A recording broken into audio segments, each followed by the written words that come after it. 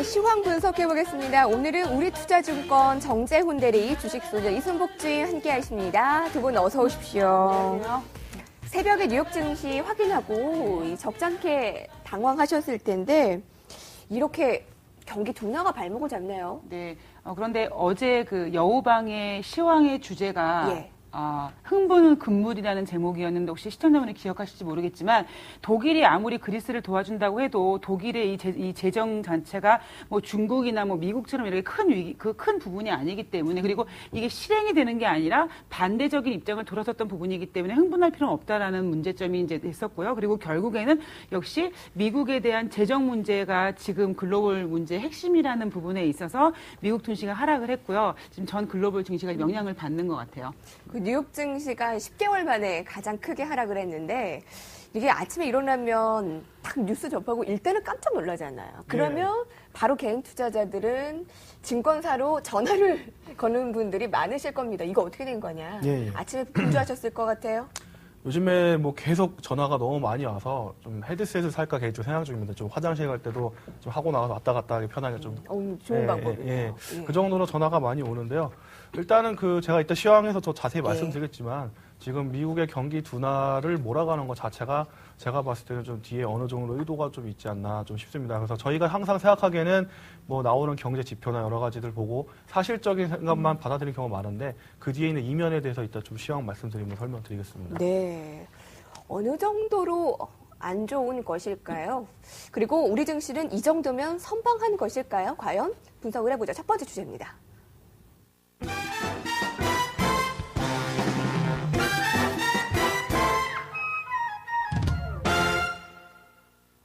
지표가 잘 안 나왔습니다. 어느 정도로 안 나왔죠? 미국의 5월 비농업 고용이 예상치보다 하회를 했고요. 그리고 무디스의 그리스 신용등급 하향 조정이 역시 다우지수의 하락을 일으켰던 가장 큰 핵심이 되지 않았나 싶습니다. 그리고 이제 거기다가 혹시 시청자 여러분께서 기억하실지 모르겠지만 얼마 전에 제가 다이와와 그다음에 골드만삭스에서 이 화학 업종에 대한 부정적인 레포트를 말씀을 드리면서 제가 알고 있는 이 월가의 전략가한테 이거를 분석을 하면서 의견을 물어봤더니 아니 뭐 화학이 뭐 자동차가 잘 팔려서 뭐 고무 가격이 어쩌고 그랬더니 나보고 웃기는 소리 하지 말라고 지금 미국이 무슨 자동차 같은 소리 하고 있냐. 미국은 지금 대학교 졸업하고 50% 이상 되는 사람이 지금 취직을 못하고 있을 만큼 어려운 상황이다라는 멘트를 한번 해드린 적이 있는데요.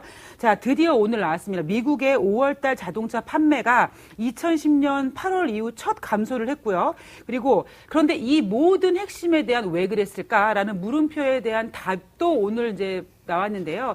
오늘 장중에 뭐 이런 자료 되게 좋더라고요 하면서 6월달 각 증권사 전망에 대한 이제 조약 전망이 나왔더라고요. 그걸 보면서 이혜림 SS에서는 그저께 했는데 그런 생각이 들더라고요. 자, 그렇게 지금 시황을 좀 앞서가는 이 이혜림의 SS에서 조금 더 시청자분들 많이 힘들어하실 텐데 좀 답을 드리자 그러면 오늘 그 미국 증시의 하락을 그 요인이 나오면서 이런 멘트가 있었거든요. 미국 국채 금리 올 들어 최저를 기록했다는 멘트까지 이제 포함이 됐습니다. 자, 이제 그러면 왜 그동안 이렇게 이 그리스 유로존의 문제가 됐었는지 또 핵심이 뭐였는지 이제 나왔다면 이제는 미국이 부양책을 이제 국채를 발행해서 자금을 만들어내면 그게 3차 QE가 되든지 아니면 다른 어떠한 움직임이든지 분명히 미국에서는 부양책을 마련할 거라고 생각이 든다 그러면 이제 글로벌 증시는 어느 정도 미국이 이제 자기네들의 목적을 달성했기 때문에 경기 부양을 하게 되면 기간 조정을 통해서 좀 안정을 찾을 거다라는 부분이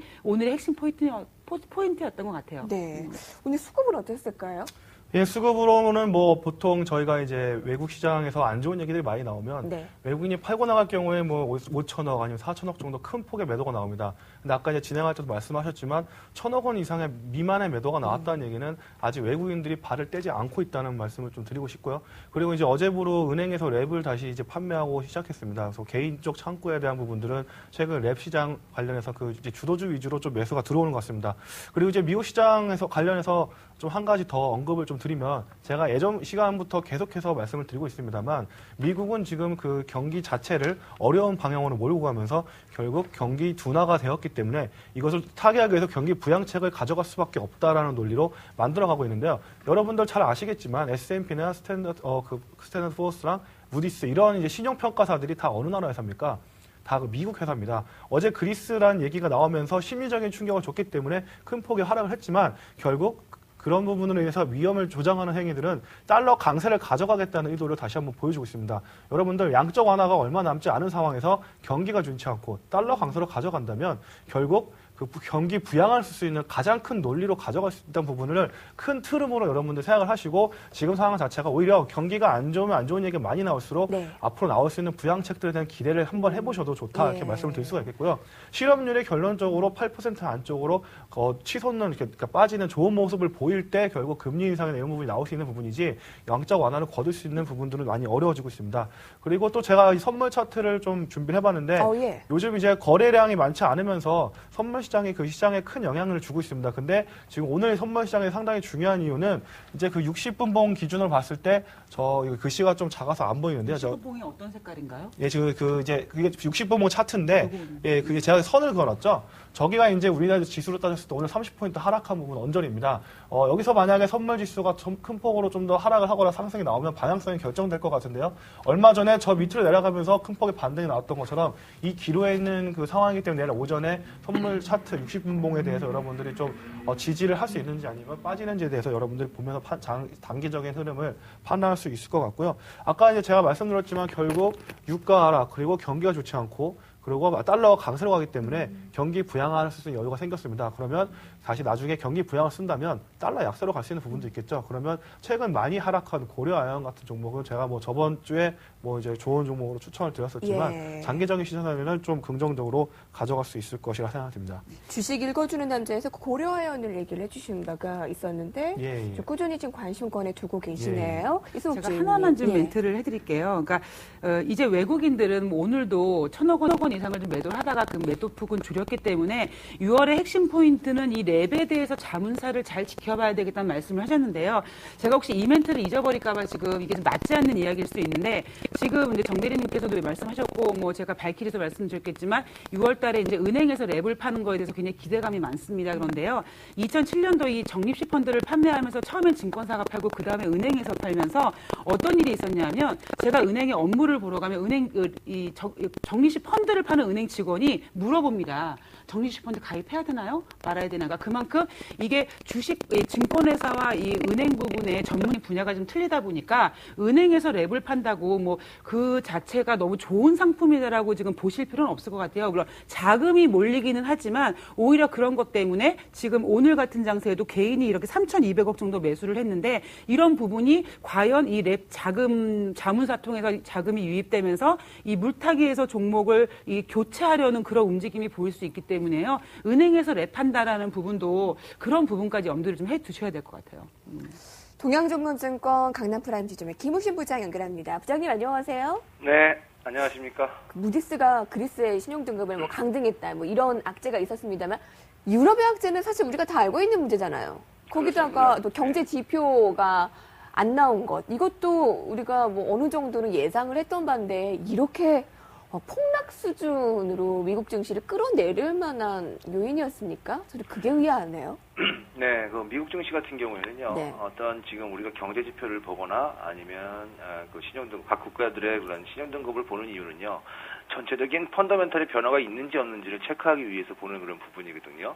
근데 이 펀더멘털이라는 부분은요, 실질적으로 주가에 반영되는 속도가 상당히 좀 느리게 움직이는 부분입니다. 즉, 어떤 그 매월 내지는 매 뭐 분기 단위로 어떤 그 일정 기간 단위로 수치화가 돼서 나오는 부분이기 때문에 그런 변화 속도에 따라서 펀더멘털은 상당히 천천히 움직인다는 얘기죠. 그래서 어떤 심리적인 요인이 크게 가미될 가능성이 매우 적은 그런 부분이라고 보시면 될 것 같습니다. 이렇게 경제 지표를 이 펀더멘털의 변화 요인을 체크하는 요소로서 지금 보고 있는데 그 지표들이 안 좋다라는 얘기는 결론적으로 펀더멘털 자체가 약화될 수 있는 그런 우려감이 있다라는 전망들을 계속 내놓게 되는 그런 결과물인데요. 어떤 한 번의 지표가 안 좋은 것이 아니라 계속 기조적으로 추세적으로 안 좋은 흐름이 나타나게 되면 시장은 거기에 반응을 하게 된다라고 생각을 하시면 될 것 같습니다.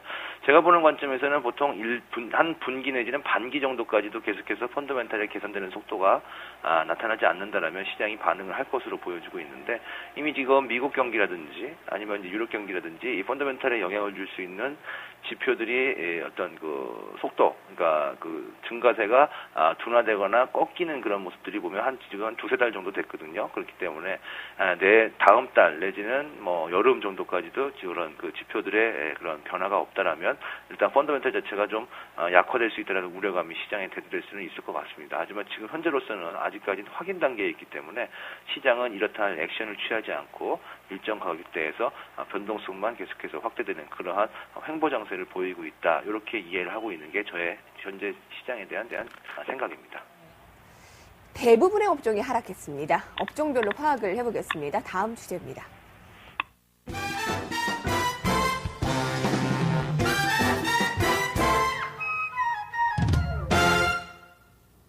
어떤 보고서를 보니까 분명히 이 G2의 그 경기 둔화에 대한 우려감으로 이 수출주가 조금 더 위험하지 않겠느냐라는 의견을 내놓은 동시에 뭐 건설이라던가 뭐 통신, 뭐 유통 이런 내수를 봐야 되지 않느냐라는 의견이 있습니다. 그래서 통신을 오늘 살펴볼 거예요. 얘기를 해주실까요? 예, 통신 같은 경우는 뭐 저희 항상 알고 계시지만 전통적으로 이제 방어주라고 말씀드릴 수 있겠습니다. 네.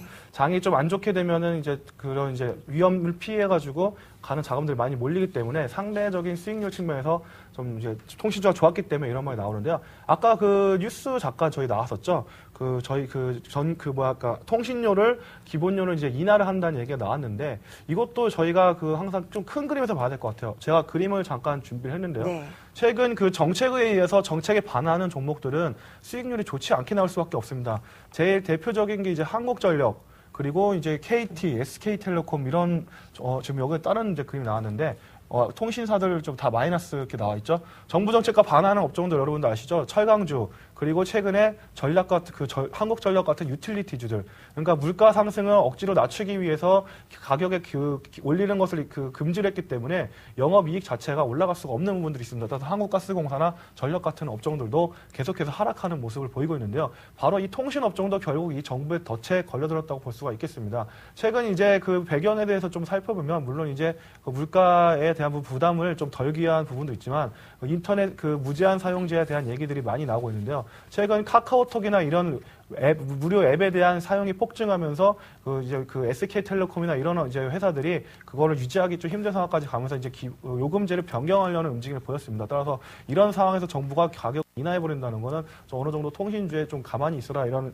경고성 멘트가 좀 아닌가 싶고요. 실제로 여러분도 잘 아시겠지만 그 TV 보시다 보면은 통신 관련주들 광고가 상당히 많이 나옵니다. 네. 뭐 KT나 SK텔레콤 엄청나게 많이 나오는데 그러면 그런 돈이 다 어디서 나오냐 생각해 봤을 때 바로 많이 번 돈을 갖다가 다 거기에 투자한다고 볼 수가 있겠죠. KT 원래 그런 이제 광고만 하더라도 뭐 상당히 많은 광고가 나오는데 이런 마케팅비가 폭증하는 상황에서 지금 뭐 여러분 다 아시겠지만 IPTV라든지 그리고 핸드폰, 집전화 이 세 개를 묶어서 파는 서비스도 지금 역마진을 보이고 있는 상황입니다. 따라서 이런 영업이익 자체에서 플러스가 될 수 없기 때문에 앞으로 통신주에 대해서는 계속적으로 보수적으로 보시는 게 좋을 것 같고요. 예. 가격적인 측면에 싸다고 접근해서는 안 될 것이라고 저는 개인적으로 강하게 말씀드리고 싶습니다. 그러면 제가 앞서서 질문을 드렸던 그 부분에 대해서는 좀 반대 의견을 가지고 계신 거네요. 휴대전화비 너무 비싸요. 네. 결국에 1,000원 인하했네요. 그러니까, 기본료. 소비자 입장에서는 예. 세 발의 피고요. 그리고 이제 SKT 입장에서는 이게 한 명씩 티끌모아 태산으로 한 명당 1,000원이면 얼마나 우리가 큰 금액을 손해보는 거냐라고 얘기하는 거겠지만 제가 봤을 때 이 경기라든가 기업이라든가 경영이라는 건 철저하게 소비자 입장에서 생각을 해야 되기 때문에 1,000원 인하에 대해서는 굉장히 좀 생색내기가 좀 아닌가 싶고요. 그리고 통신주 같은 경우에는 지금 이미 다 포화 상태가 되어 있는 부분이어서 기존에 이동통신을 쓰는 분들이 기기 변경 정도나 뭐 통신사 이동 정도를 하는 거지 내가 휴대폰이 있는데 또 하나를 더 만든다 이런 이렇게 경기 확장에 대한 부분이 아니기 때문에 통신주에 대한 어려움이 굉장히 좀 많을 것 같고요. 정 대리님이 말씀해 주셨던 것처럼 과도한 그 마케팅비 뭐 이런 것부터 시작해서 굉장히 과대한 마케팅비로 인해서 통신주는 경기 방어주 측면에서는 좀 뭐 관심 있게 볼 수 있는 거지만 성장성이라든가 그런 부분에 대해서는 역시 뭔가 탈출구가 좀 필요할 것 같아요. 네. 그 자동차에 대해서 아주 좋은 소식이 있었어요. 미국에서 지난달에 점유율이 아마 처음으로 10%를 넘었다라는 건데 김우신 부장님 이거 분명히 호재거리죠? 네, 그렇습니다. 네. 자동차가 미국 시장에서의 그런 점유율이 현대기아차 10%가 넘었다는 부분은 당연히 자동차 업종에 대해서는 상당히 긍정적인 그런 부분으로 볼 수가 있겠습니다. 특히나 거기서 더 중요한 부분은요. 매출액만 늘은 것이 아니라 이 영업이익률도 상당히 같이 늘어났다는 부분입니다. 어떤 매출이 늘어나면서 이익이 같이 늘어나는 것이 가장 기업의 입장에서는 긍정적인 부분이라고 볼 수가 있겠는데 지금 그 부분이 자동차에서는 진행이 되고 있다. 따라서 지금 현재까지 혹시 소위 말해서 이제 차화정이라는 주도 업종이 우리 시장을 이끌어왔는데 그중에 자동차 업종도 오늘 보시게 되면 시장 대비해서 상당히 양호한 선방을 펼쳤거든요. 저런 부분들이 바로 그러한 그 이익률의 그런 그 강화 부분이 현재 투자자들에게 어필이 되고 있는 그런 부분이라고 볼 수가 있겠습니다. 또 한 가지는요. 자동차의 시장 점유율이 10%가 넘었다는 건 10대 중에 한 대가 우리나라 차가 지금 미국 시장에서 달리고 있다는 얘기거든요. 그렇게 많은 차들이 눈에 보이게 되면요. 아무래도 호감도가 좀 더 높아질 수밖에 없는 그런 부분이겠죠. 향후에 매출 신장 여부도 좀 더 긍정적이라고 볼 수가 있는 대목이다라고 볼 수 있고요.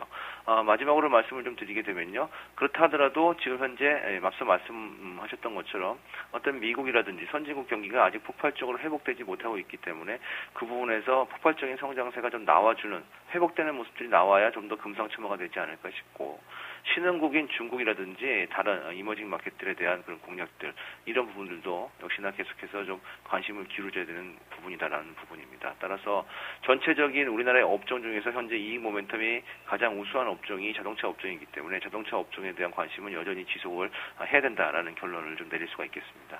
네. 저는 근데 사실 차화정 그래서 이게 무슨 뭐 탤런트 최하정 씨 얘기하는 것도 아니고 처음에 무슨 소리가 했거든요. 근데 지금 문제가 여기 김우신 부장님은요. 이제는 이 차화정이 중요한 게 아니라 이 로버트 태권브이 이 현대중공업에 대한 그 이미지가 많이 남는데 김우신 부장님 네. 제 아는 지인이 꼭 김우신 부장님한테 질문을 해달라고 해서 제가 들고 나왔는데요. 네. 현대중공업을 못 사셨다고 합니다. 네. 그러니까 언제쯤 좀 살 수 있는지, 언제쯤 사야 되는지 꼭 좀 여쭤봐달라고 그러는데요. 네. 우리 제가 한번 이순복 주님한테 한번 말씀을 한번 드려보겠습니다. 네. 보통 이게 길을 가다가요, 아침 출근 시간이든지 이렇게 보면 지하철 입구에서 뭐 전단지를 이렇게 나눠주거나 아니면 그 판촉물을 나눠주는 경우가 있죠. 네. 예를 들어서 이제 볼펜을 끼워서 나눠준다거나, 이제 우리 보통 그 머니투데이 방송국 앞에 왔다 갔다 하다 보면은 뭐 인피니티 자동차사에서 나와서 주기도 하고 그러는데 그렇게 무료로 받은 그 판촉물을 우리 이순복 주님께서는 어떻게 보시나요? 저 같은 경우에는 거의 그냥 큰 신경 안 쓰고 갖고 있다가 결국엔 잃어버리거든요. 어떠십니까? 어떻게 소중하게 간직하시나요? 얼마 전에 사과를 받았거든요. 방송국 앞에서. 네. 사과는 받아서 먹었고요. 네. 쓸데없는 것 같은 건 쓰레기통에 그냥 버립니다. 그렇죠. 네. 네. 지금 현대중공업을 지금 사지 못했는데 어떻게 해야 되겠냐라고 물어보시는 그 지인분께 제가 말씀을 드리면요. 제가 지금 말씀을 어떻게 드린다 하더라도 그 부분은 바로 스쳐 지나가는 그런 기억에 불과하지 않을까라는 생각 때문에 이 말씀을 좀 드렸습니다. 현대중공업 같은 경우에는요. 지금이라도 없으면 발담그기는 하셔야 됩니다. 발담그기는 무조건 해야 되는 그런 종목이라고 생각하고 있는데 이 기억하시는 부분은 어떤 부분만 기억을 하시냐면요. 현대중공업 좋다더라. 그러니까 그냥 사야지라는 것만 기억을 하신다는 거죠. 제가 분명히 발담그기, 주식을 하는 데 있어 어떤 원킬로 주식을 매매하는 것은 거의 이 성공 확률이 거의 적습니다. 제가 매매를 여러 번 아주 수년간 해본 결과로. 그렇다면 이 원샷 원킬, 즉 한 방 써가지고 스나이퍼처럼 바로 딱 맞추겠다라는 개념으로 접근을 하면 상당히 어려운 그런 부분이기 때문에 좋은 종목, 주도주가 될 수 있는 종목들이라면 가지고 있느냐, 가지고 있지 않느냐의 싸움이고 거기에 대해서 발담그기 전략, 뭐 5%든 뭐 3%든 뭐 100주든 10주든 좋습니다. 가격을 불문하고 일단 보유해 나가는 그런 전략이 가장 필요한 전략이다라고 먼저 말씀을 좀 드리고 싶습니다. 감사합니다. 네. 저는 이해도가 좀 떨어져서 그런지 앞에 그 비유는 이해가 잘 안 되네요. 예. 오늘 그 증권사에 통해서 예. 개인 투자자들이 사야 되냐, 아니면 오히려 팔아야 되냐, 예. 어떤 질문이 좀 많았어요. 딱 그 두 가지입니다.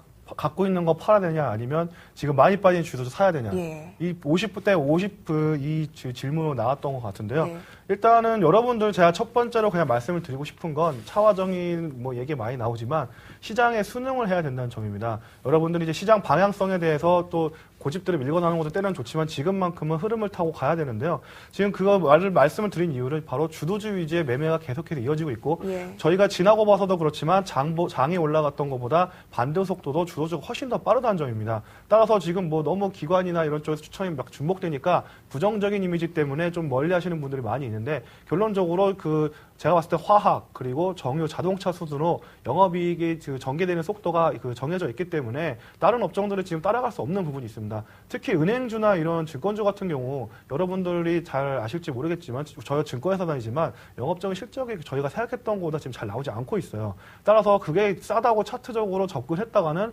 계속해서 마이너스가 나오는 부분이 있기 때문에 이 부분에 대해서는 여러분들 시장 흐름에 순응을 하셔야 될 거고요. 아까 제가 또 한 가지 플러스 말씀드린다만 앞으로 이런 현상은 훨씬 더 가속화될 겁니다. 여러분들이 아시는 것처럼 랩 시장 자체가 커지면서 그렇게 될 수밖에 없다는 점인데요. 랩이라는 것 자체가 펀드랑은 다르게 1대1 계약이다 보니까 종목을 담을 수 있는 비중이 정해져 있지 않습니다. 따라서 자기가 사고 싶은 업종을 얼마든지 해서 매수할 수 있는 부분이 있기 때문에 최근 여러분들 은행에서 랩을 지금 2004년과 2007년 펀드 시장이 늘어날 때는 좀 비교를 해보셔야 되는데요.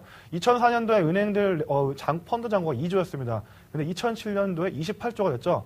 은행 직원들은 저희 증권사 직원이와 다르게 인센티브 체계가 없습니다. 그럼 이거를 보상받을 수 있는 거는 바로 진급인데 여러분들 지점장이 랩 잔고에 의해서 목이 날아가느냐 결정되는데 여기에 기여한 사람을 플러스 알파 점수를 주지 아닌 사람은 과연 진급을 시킬까요? 그러면 여러분들이 만약 은행에 가신다면 그분들의 먹잇감이 될 수 있다는 점도 생각을 해보셔야 됩니다. 따라서 자신의 이익을 위해서 금융상품을 팔게 되는 점도 있기 때문에 결국 이러한 생리 자체가 결국 랩 잔고를 끌어올릴 수밖에 없다는 점이고 여러분들이 지금 랩을 가지고 계신 분들 주도주를 갖고 있으면 그 종목 돈 들어오자마자 어떻게 합니까? 은행에서 들어온 돈 바로 그거부터 삽니다. 그럼 여러분들이 미리 사갖고 가지고 계시다면 가만히 앉아 있어도 올라갈 수 있는 그런 상황이 발생한다는 점입니다. 따라서 이 큰 그림 자체가 훨씬 더 저는 지금 지수 등락보다 훨씬 더 중요하다고 생각하고요. 네. 이런 외국인들이 이제 개인이 커지는 장이 되면 기관화 장세가 오게 되고 예전에 미래에셋 같은 엄청난 회사가 생기게 되죠. 지금 그렇게 커가는 회사가 몇 개가 있습니다. 따라서 기관화 장세로 넘어가게 되는 대비에 대해서 지수는 더 상승할 것이고 이런 부분들을 염두에 두시고 가지고 계신 주도주들은 흔들리지 마시고 계속 가져가시는 게 좋은 투자 전략 같습니다. 네. 자, 마지막 주제 보겠습니다. 내일장 대응 전략 세워보죠.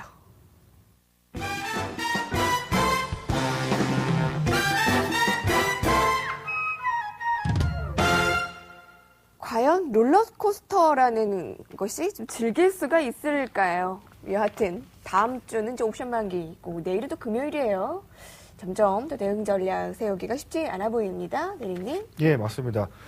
저는 개인적으로 지금 일단 연기금 매수가 들어오기를 바라고 있는데요. 아직까지는 제가 생각했던 것만큼 매수 들어오지 않는 것 같습니다. 다만 이제 아까 제가 선물 시장의 말씀을 잠깐 드렸었는데 목요일 날 선물 시장에서 급반등이 나면서 비차익 매도가 나왔던 부분에 어느 정도 개선이 됐기 때문에 지금 혼조 상황을 보이고 있습니다. 여러분은 이 상황 자체는 예전보다 많이 나아졌기 때문에 수급적으로 플러스가 될 수 있다는 부분 생각하셔야 될 것 같고요. 결론적으로 아까 제가 선물 차트 보여드렸지만 그 선을 넘나드는 게 2100포인트라고 말씀드릴 수 있겠습니다. 따라서 2100포인트 밑으로 내려올 때는 아까 말씀드렸듯이 주도주 위주로 강하게 매수를 하셔야 된다고 전 다시 한번 말씀을 드리고 싶고요. 이번 기회에 좀 손실난 종목들, 자신 없는 종목들도 과감하게 갈아타는 계기가 돼야 되지 않나. 기존의 주도주들도 갈아타야 되는 계기가 되지 않나 싶고 그런 부분들에 대해서 여러분들 좀 머릿속에 염두하신다면 매매를 좀 하셨으면 좋겠습니다. 2100선 하회 시 주도주 분할 매수 전략 얘기해 주셨네요. 이순복 주인님. 예, 지금 계속 고용이 문제가 되고 있는 미국이 이제 일주일에 한 번씩 발표하는 이 주간 실업수당을 발표를 하게 되는데요. 그래서 오늘 밤에 미국 증시가 어떻게 뚜껑이 열릴지는 굉장히 어려울 것 같습니다. 그런데 뉴욕의 맨하튼 광장벽에 가 있으면은요, 미국의 부채 현황을 실시간으로 보여주는 이 전광판이 있는데 그만큼 미국은 이 빚에 대해서 떳떳한 나라인 만큼 이제 국채 금리가 최저이긴 만큼 국채를 발행해서 자금을 끌어모으면 이제 어쩔 수 없이 경기를 살리기 위해서 부양책이 나올 겁니다. 물론 시간이 좀 걸리겠죠. 자, 굉장히 어려운 글로벌 증시 속에서 이런 큰 그림을 그려가신다면 하반기 어떤 전략을 세워야 될지 좀 그림이 나올 것 같습니다. 네, 네, 김문신 부장님. 네. 내일 시장은요, 제가 보는 관점에서 2130의 저항과 2090의 지지선 사이에서의 움직임 이어질 것 같고요. 지지나 저항이 돌파되거나 이탈되는 경우에는 그 방향으로 한 방향의 원웨이 흐름이 나올 가능성이 좀 있다라는 점 말씀드리겠습니다. 네, 지금까지 우리투자증권의 정재훈 대리, 동양종금증권 강남프라임지점의 김우신 부장, 주식소녀 이순복 주인과 함께했습니다. 세 분 고맙습니다. 고맙습니다. 네, 고맙습니다.